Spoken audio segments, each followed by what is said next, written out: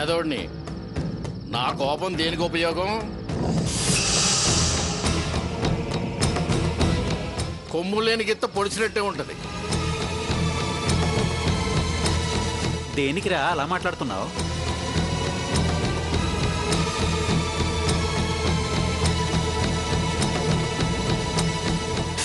మంగమ్మ గారితో 1000 మందికి పోతున్నావుగా. ఓ తమ్ముడున్నాడని గుర్తులేదా?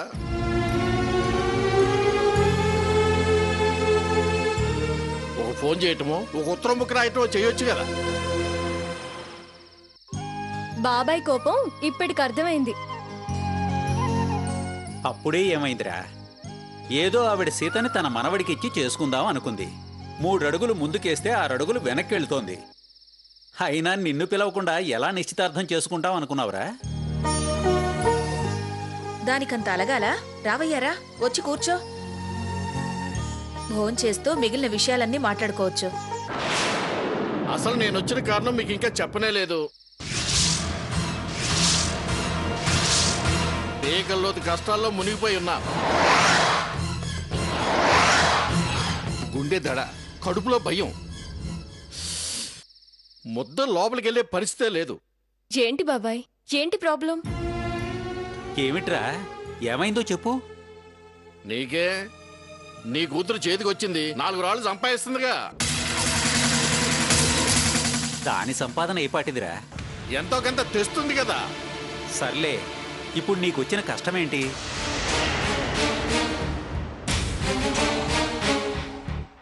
నా కొడుక్కి మెడిసిన్లో సీట్ వచ్చింది. అది తెలిసిన విషయమే కదా. తెలిసి మరి ఎలా చదివిద్దాం అనుకుంటున్నావురా? డబ్బులు ఎక్కడయ్యా అని అడిగావా? లేదు. నీ వరకు నువ్వు హాయిగా నీ వాటా 2 ఎకరాలు అమ్ముకొచ్చేసి హాయిగా పంతులు ఉద్యోగం చేసుకుంటున్నావు. నలుగురిని చక్కగా చదివిస్తూ రేపో మాపో గొప్ప సంబంధం అందుకోబోతున్నావు కదా. ఇప్పుడు అదంతా ఎందుకురా? అవసరం ఉంది కాబట్టే చెప్తున్నా. నేనా నేలను నమ్ముకున్నా. ఏటేటా అప్పులే గాని మిగిలింది ఏమీ లేదు. నా 2 ఎకరాలే కాదు, నా పక్కనున్న పరాయి వాళ్ళు 8 ఎకరాలు అమ్మినా నా బాకీలు తీరవు. ఇప్పుడు అమ్మాల్సిన అవసరం ఏమొచ్చింది బాబాయ్? చెప్పాను కదమ్మా, ఒక్కగానొక్క కొడుకు. వాడిగా సీట్ వచ్చింది, మెడిసిన్ చదివించాలి. వాడు బాగా చదివి ఎదిగితే గాని మా బతుకులు ఒడ్డును పడవు.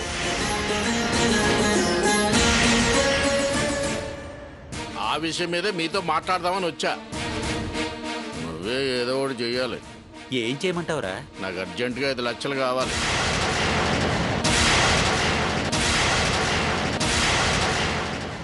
5 లక్షలా? నేను డబ్బు అడిగా, బాంబేం పెట్టలేదుగా. అలా నోరు తెస్తావేంటి అన్నయ్య? బాంబు పెడితే నోరు తెరవాల్సిన పనే ఉందిరా, మూసుకోవడమే. లక్షలన్నమాటే హార్ట్ అటాక్ తెప్పిస్తోంది. నా కొడుకుని మెడిసిన్ చదివించకపోతే మేము ముగ్గురు ఎండ్రిని తాగటమే.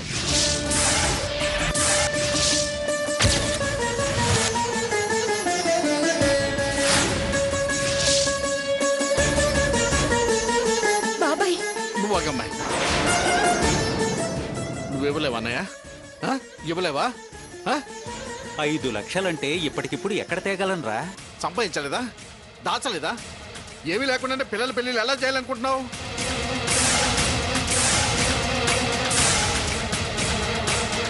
దాచినా పిల్లల గురించి దాచాను, నాకెలా ఇస్తానంటావా? ఏం మాటలు రాధాకృష్ణ అవి? వారలానే మనిషేనా?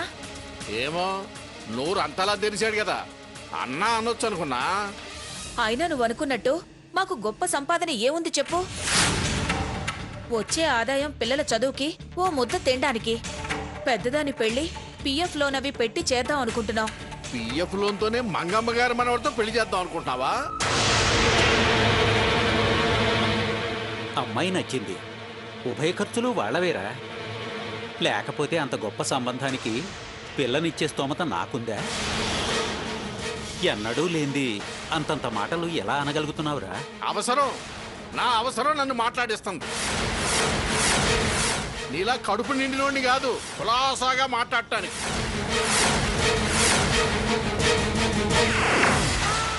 నాకు డబ్బు కావాలి అంతే. ఏదో 5ో 10ో అడిగినట్టు అలా అంటావేరా?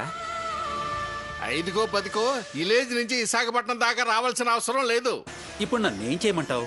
అమ్మాయిని మెచ్చిందన్నావు కదా, పంపించి అవసరమని అడిగించు.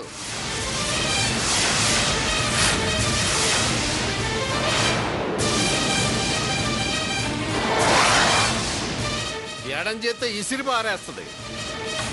ఆవిడ్నా? నేను చచ్చిన అడగను. ఆహా, అప్పనంగా వచ్చే ఆస్తి మీద అప్పుడే ఎంత మమకారమో. బాబాయ్ అరవకు అంటావు. సరే, నాకెందుకు ఈ అరుపులు కేకలోను. నాకు 5 లక్షలు ఏర్పాటు చేయండి, నేను వెళ్తా. అంత ఖచ్చితంగా అడుగుతున్నావు కాబట్టి అడుగుతున్నాను. అసలు మేమెందుకు ఇవ్వాలి? ఇది కరెక్ట్ పాయింట్, కరెక్ట్ అయిన మాట. ఈ ఇల్లు జాయింట్, సగం నాది సగం మీది. 20 ఏళ్ల నుంచి నా వాటాలో అద్దె లేకుండా హాయిగా ఉంటున్నారు. నెలకి 2500 చొప్పునైనా 20 ఏళ్లకి 6 లక్షలు వస్తాయి. అలా ఇవ్వలేకపోతే నా వాటా ఖాళీ చేయండి. పార్టీ రెడీగా ఉంది, అమ్మేసుకుని డబ్బు తీసుకెళ్ళి నా కొడుకుని మెడిసిన్లో జాయిన్ చేస్తా. ఇంట్లో నీ వాటా అమ్ముతావా? నేను అమ్ముడు పోయినా 5 లక్షలు రావు. పోనీ వేరే వాళ్ళకి అమ్మటం ఎందుకు అనుకుంటావా? నువ్వే కొను. కొనే శక్తే ఉంటే 5 లక్షలు లేవు అని అంటాన్రా? పిల్ల పెళ్ళని తెలుసు, ఇప్పుడు అమ్మితే ఎలాగయ్యా? అంటే మా చావు కంటే మీకు మీ అమ్మాయి పెళ్ళే ముఖ్యమా? ఏమిట్రా ఆ మాటలు? నేను ఫైనల్గా ఒక మాట చెప్పి ఇక నోరు తెరవను. మీరు నన్ను అమ్ముకోనన్నా అమ్ముకోనివ్వండి, లేదా 5 లక్షలైనా ఇవ్వండి. అప్పటి వరకు ఇక్కడి నుంచి కదలను, ముట్టను, గడప దాటి బయటికి వెళ్ళను.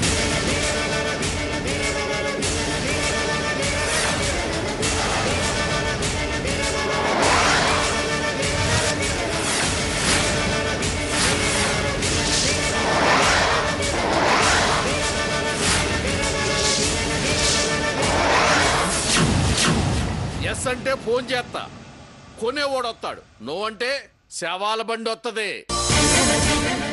అంతే అంతే.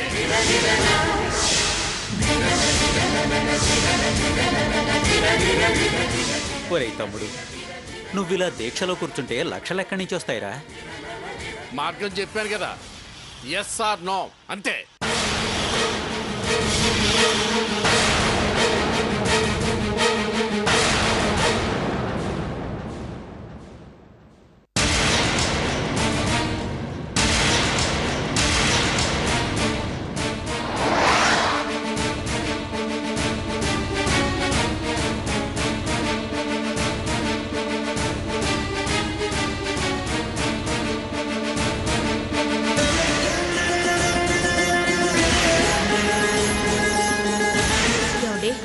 ఏంటండి ఇది?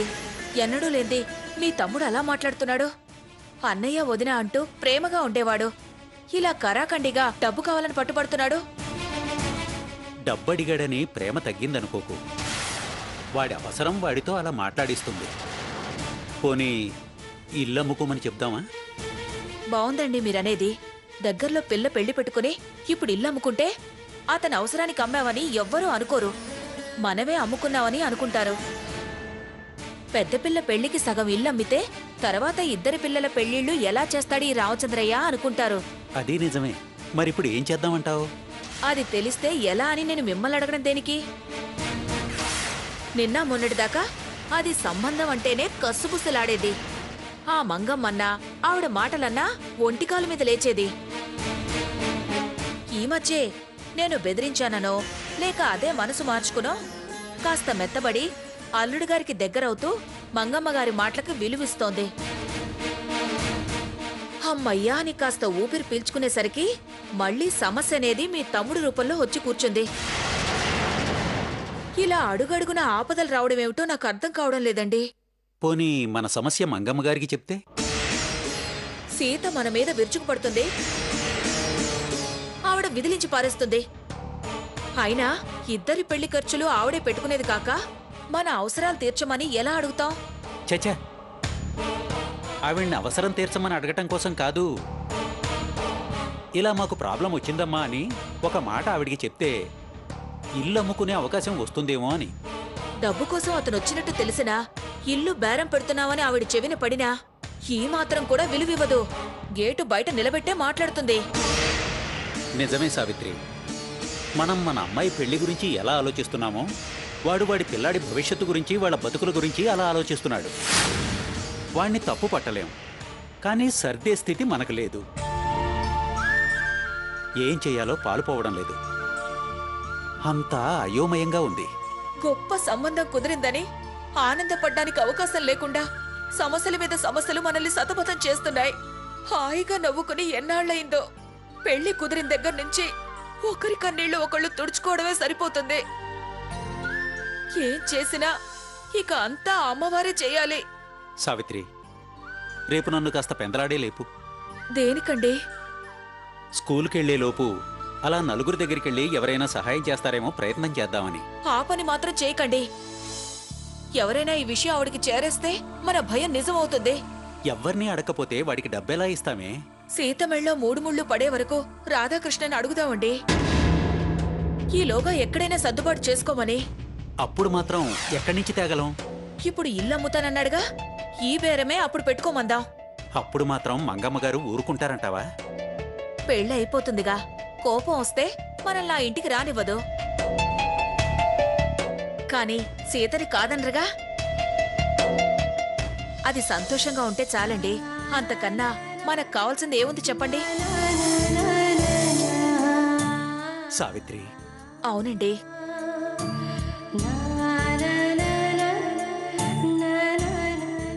నా సుఖం కోసం బాధ దిగమింగుకుంటున్నారా? కానీ బాబాయ్ అవసరం తీర్చడం ఎలా? పెళ్లికి ముందైనా తర్వాతైనా ఆ మంగమ్మ గారి పద్ధతి మారదు. బాబాయ్ అవసరం తీరాలి. ఎలా?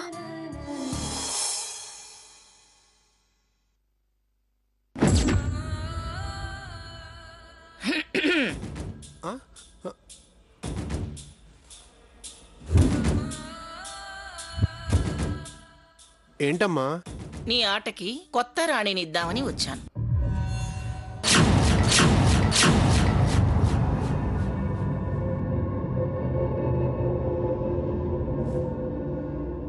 నీ మాజీ భార్య నీకు ఉత్తరం రాసింది. అలాగా? ఏది? మరచిపో అన్నా. అయినా బాగా ఆరాటపడుతున్నావే. చూడు, దాంతో సంబంధం పెట్టుకోవద్దు అన్నానుగా. ఇంకా ఎందుకు ఆరాటపడతావు? వదిలించుకున్న దాన్ని మళ్ళీ చేరదీయాలని అనుకోకు. నేను బతికుండగా అది జరగని పని.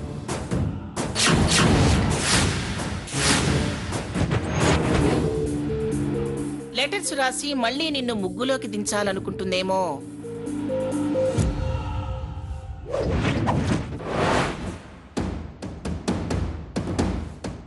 నువ్వు దానివైపు జరిగితే ఇక్కడ నీకు చోటుండదు.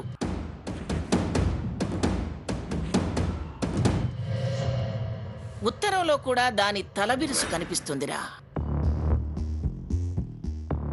అలాంటి దాన్ని గుర్తుంచుకోవడమే తప్పు. చూడానంద్, అది మళ్ళీ ఎదుట పడినా, ఈ గుమ్మంలోకి అడుగు పెట్టినా మెడపట్టి బయటకు గెంటు.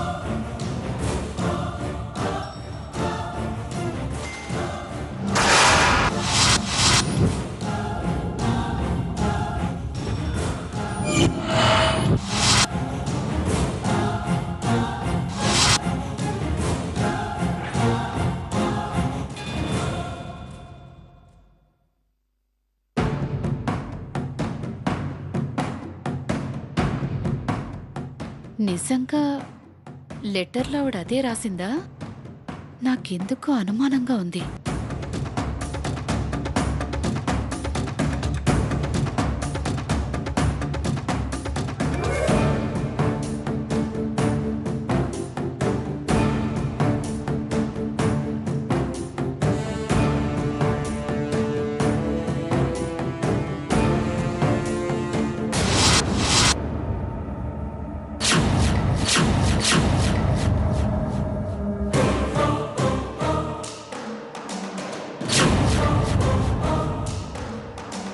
బైడి అమ్మగారు, నట్టింట్లో ఈ చెత్త ఏమిటి? ఎత్తి పారే. ఇవి ఇలా ఉంటే చిత్తు కాగితాలు ఎత్తుకునే వాళ్ళ ఇంట్లోకి వస్తారు.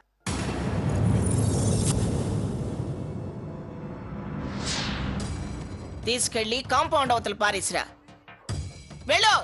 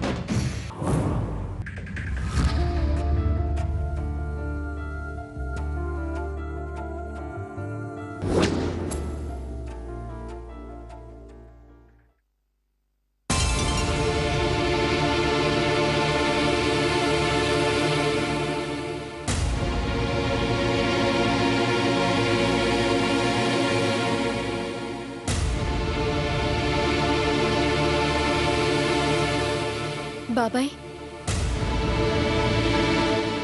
ఒక్క నిమిషం. దీపిక ఎవరైనా తీసుకొచ్చావా? మొహం కట్టుకునింటా.